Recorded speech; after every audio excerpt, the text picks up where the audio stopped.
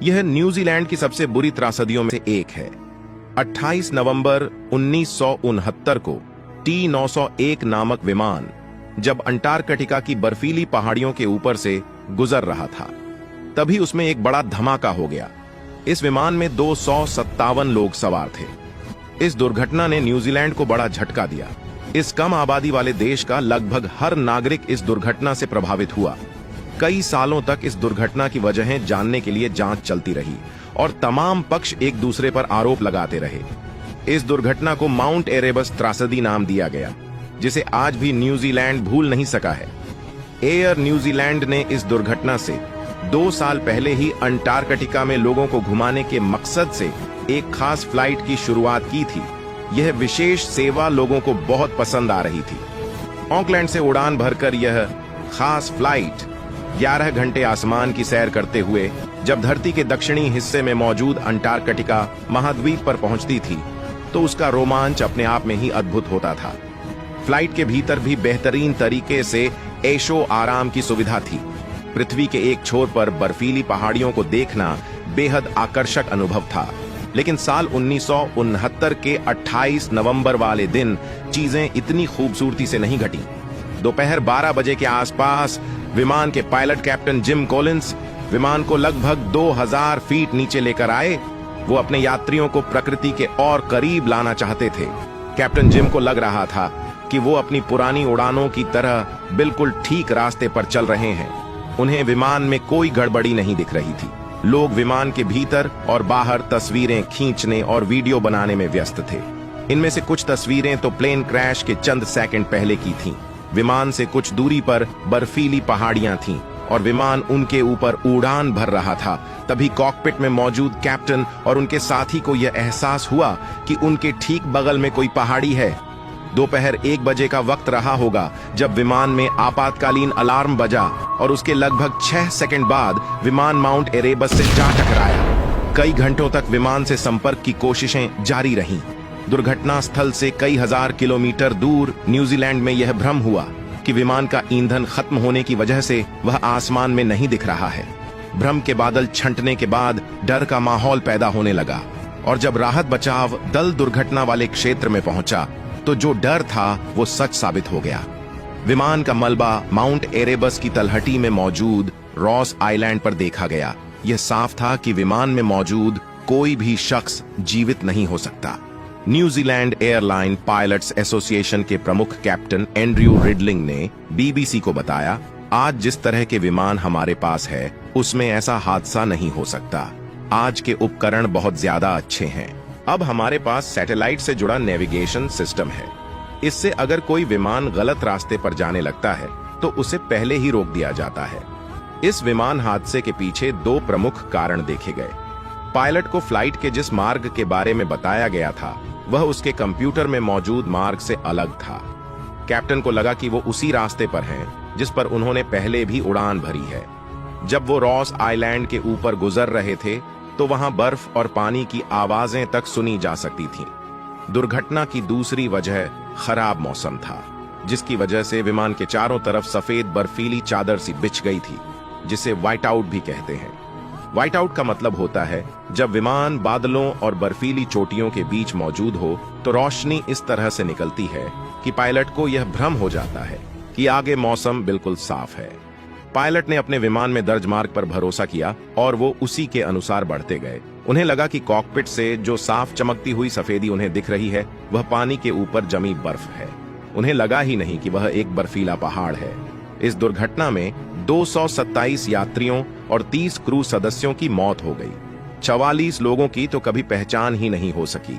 उस समय न्यूजीलैंड की आबादी महज 30 लाख के करीब थी। उस समय लोग कहते थे कि न्यूजीलैंड का हर एक शख्स इस दुर्घटना से जुड़ा हुआ है। कैंटरबरी यूनिवर्सिटी में इतिहासकार रोवन लाइट बताते हैं, यह दुर्घटना ऐसे वक्त में हुई जब एक युवा राष्ट्र अपनी पहचान बनाने की कोशिश ही कर रहा था। 1960 और 70 के दशक में यह सोच पीछे छूटने लगी थी कि न्यूजीलैंड ब्रिटिश साम्राज्य की महज एक प्रगतिशील चौकी है। उस दौरान न्यूजीलैंड अपने पैरों पर खड़ा होने की कोशिश कर रहा था। इस कोशिश में तकनीक एक बड़ा माध्यम था। इसके साथ ही आधारभूत ढांचे में भी बदलाव किया जा रहा था। इसी कोशिश में न्यूजीलैंड से करीब 4500 किलोमीटर दूर मौजूद अंटार्कटिका तक पहुंचना भी न्यूजीलैंड की इसी कहानी का अहम हिस्सा था। लेकिन इस तरक्की के बीच ही कुछ बड़े हादसों ने न्यूजीलैंड को कई बार झकझोरा। साल 1953 में तंगीवाई में एक ट्रेन हादसा हुआ जिसमें 151 लोगों की मौत हो गई। वहीं 1968 में वाहीन फेरी में हादसा हुआ जिसमें 51 लोगों की जान चली गई। माउंट एरेबस हादसा इसी कड़ी में तीसरा और सबसे ज्यादा खतरनाक हादसा था। इस हादसे के झटके से अभी न्यूजीलैंड वासी उभरे भी नहीं थे कि इस हादसे की जांच ने उन्हें और दर्द देना शुरू कर दिया। पहली जांच में पाया गया कि हादसे की वजह पायलट की गलती थी। इस जांच में कहा गया कि विमान जब ऊंचाई पर था तो वह बिल्कुल ठीक उड़ रहा था, लेकिन पायलट उसे नीचे तक लेकर गए जिस वजह से वह दुर्घटनाग्रस्त हो गया। इसी हादसे से जुड़ी जब दूसरी जांच रिपोर्ट सामने आई तो पायलट पर लगाया गया दोष विवादों में आ गया। दूसरी जांच रॉयल कमीशन की तरफ से की गई थी। इस बार हादसे की जिम्मेदारी पायलट के साथ साथ एयर न्यूजीलैंड पर भी डाल दी गई। इस जांच रिपोर्ट में बताया गया कि यह सही है कि विमान सुरक्षित ऊंचाई से नीचे चला गया था, लेकिन जांच में पता चला है कि अंटार्कटिका में जाने वाली कई फ्लाइट इतने नीचे तक पहले भी जाती थीं। यहां तक कि इस फ्लाइट के एक विज्ञापन में जिन तस्वीरों का इस्तेमाल किया गया है वो सुरक्षित ऊंचाई से नीचे पहुंची फ्लाइट से ही ली गई हैं। रॉयल कमीशन ने कहा कि एयरलाइन ने अपने ऊपर आरोप न लगाने के लिए साजिश रची और पूरा आरोप पायलट पर ही लगा दिया। इस साजिश के चलते एयरलाइन पीड़ित परिवारों को मुआवजा देने से भी बच गई। रॉयल कमीशन के जज पीटर मेहन ने उस समय एयरलाइन की इस साजिश को झूठ का पुलिंदा करार दिया था। ये शब्द हर एक न्यूजीलैंड वासी के दिलो दिमाग पर छप चुके थे। इस जांच के बाद एयर न्यूजीलैंड एयरलाइन इस मामले को ऊपरी अदालत में लेकर गई जहां उसकी जीत हुई।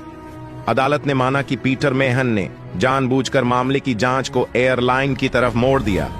इस फैसले के बाद एरेबस हादसा एक ऐसा मामला बन गया जिस पर हर शख्स शक करने लगा।